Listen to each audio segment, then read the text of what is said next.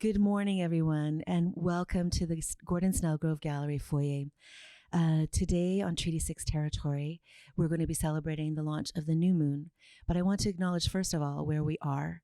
Here on Treaty 6, it is the homelands of the Nehiyaw, the Dene, the Nakota, Lakota, the Anishinaabe, the Saulteaux, and it's the ancestral homelands of the Métis people.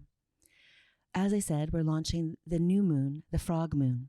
And when I say new, I don't mean it's new today. I mean that it's the next in our incredible constellation of the 13 moons that make up the lunar calendar used by so many of the indigenous people of this land. So today we're going to be joined by Sandy Bonney, who will introduce you to our guest speaker for the day. I want to acknowledge again the people that have been participating in this project. So we began with Vanessa Hagen and Sandy Bonney, and then brought in Lyndon Tutusis, and then many members of our community to surround this project with information and care.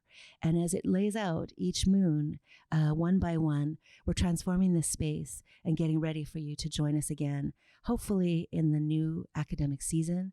But if not, we're bringing you greetings here in the ether, and we look forward to seeing you soon.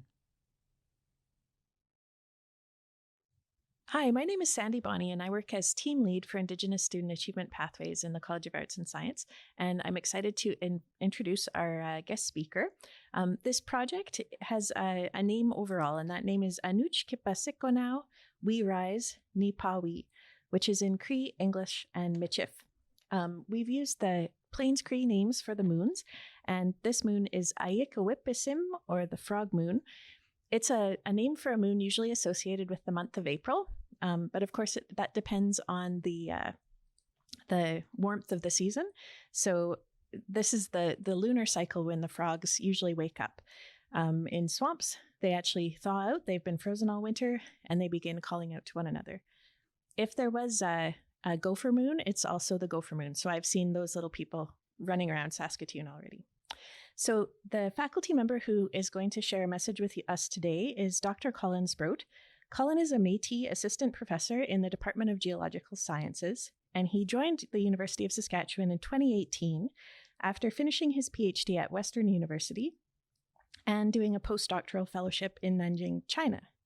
He's a paleontologist, and his area of strongest interest is 450 million-year-old brachiopods, which are a type of bivalve similar to a clam that's rather uncommon in the oceans today, but was very common before the time of the dinosaurs. So in fact, brachiopods were very abundant in the Iapetus Ocean, whose closure about 450 million years ago drove metamorphism of marine shales to produce these beautiful slate stones. And so this happened, little shout out to students in my geology class this term. This happened when the tectonic orogeny caused closure between the proto-continents of Laurentia, Siberia, and Baltica, and marked the beginning of a 200 million year convergent tectonic event that saw the creation of the supercontinent Pangaea.